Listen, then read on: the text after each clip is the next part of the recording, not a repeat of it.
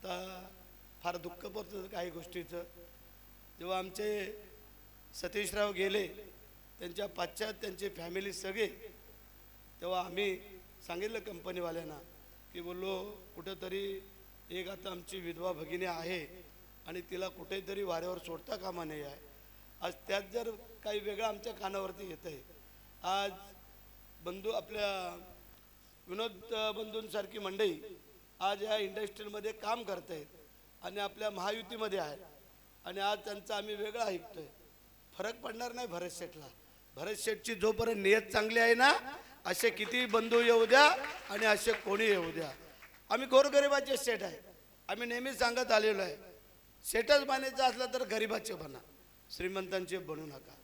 राजाला विचारा, मिलिंदला, हे सगळ्यांना विचारा. मला हाताला धरून वडत वडत त्या गर्दीतनं बाहेर आणला. जवळजवळ 400 लोक सकाळपासून आम्ही घालवली. किती वाटले ते आता नाही सांगणार ना, ते त्या ह्याच्यामध्ये कॅमेऱ्यामध्ये काय, पण त्याच्यामध्ये कमीत कमी 15 ते 20 लोकांना आजारपणाला मी पैसे देऊन आलो होता. आजारपणाला वेगवेगळ्या समाजाचे होते. आम्ही ते बघत नाही तू कुठल्या समाजाचा आहेस, तू कुठल्या समाजाचे आहेस, अजिबात नाही. भरत शेठकडे आला, देवळात जाताना देव विचारतो का एकाच समाजाच्या लोकांनी मला नमस्कार करावा? तसं आम्ही आहे. जो आमच्याकडे आला त्याला काही नाही काय तरी फुल नाही फुलाची पाकळी त्याला देऊन आम्ही नेहमी सांगत आलो, करता करविता वरती बसलेला आहे. दिले, वाटले थोडे कमी झाले तर कोणीतरी दोघा तिघांनी मला सहज आणून दिले. ठेकेदार आहेत ना हे लोक, त्यांनी दिले थोडे थोडे आणून, परत कव्हर झाले. आता ते परत संध्याकाळपर्यंत वाटून टाकूया.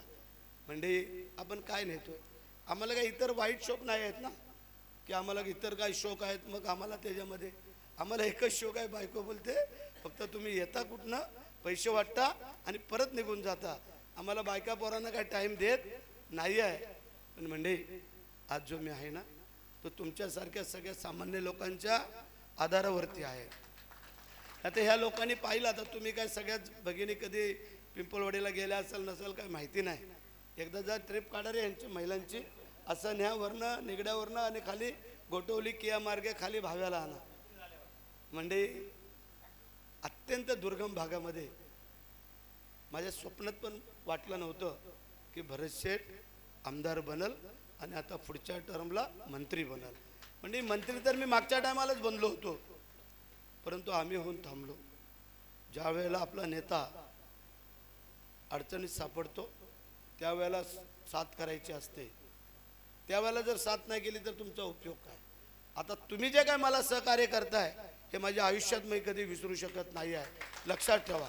कारण हीच तर खासियत आहे ना, सुखामध्ये बरेचसे नातेवाईक येतात पण अडचणीत सापडला साधा फोन पण करत नाहीत.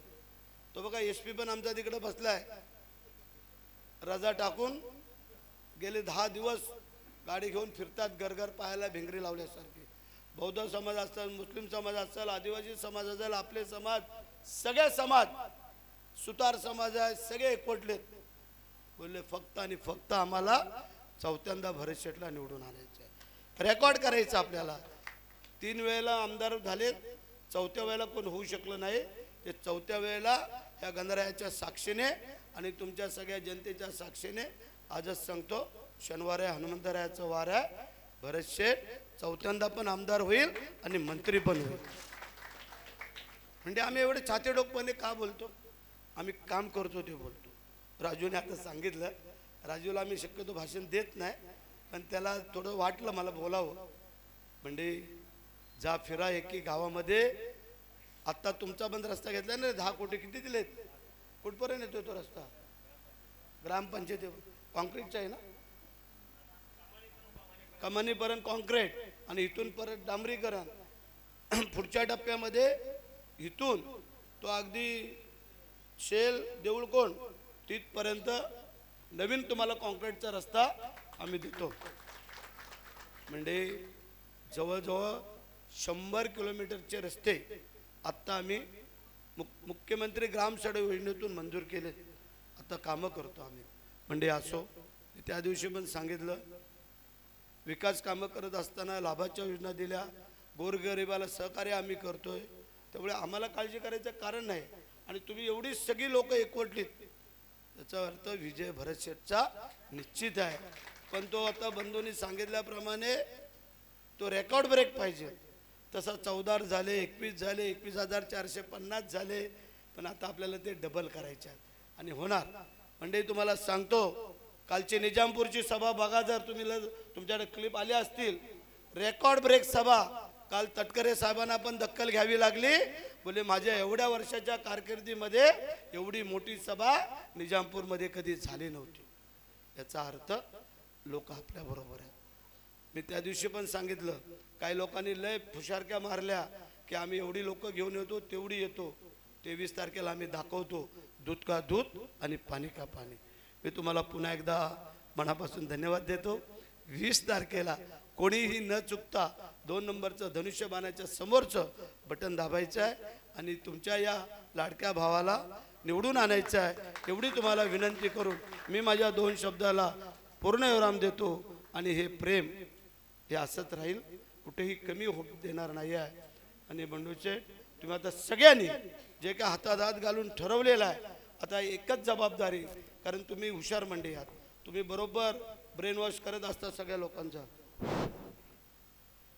एक मागणी आली मगाशी, आपल्याला सभागृह पाहिजे. अनेक सभागृह दिले, अनेक, पण तुमच्यासाठी जे सभागृह जागेची उपलब्ध करा, बांधून देण्याची जबाबदारी तुमच्या आमदाराची लागेल. काळजी करायचं कारण नाही आहे. हा माझा तुम्हाला भगिनीनो शब्द आहे की कधीही कोणी आलात तर हा देशमुख मराठ्याचा सभागृह आहे की त्यांनी दाखवायला पाहिजे. जसं या हवेला जाताना तो बुटाला हॉल दाखवला जातो, त्यानंतर आमचा तो सभागृह दाखवला जाईल, तसं आपल्या देशमुख मराठा समाजाचा हॉल असणार आहे. हा तुम्हाला शब्द देतो. जय हिंद.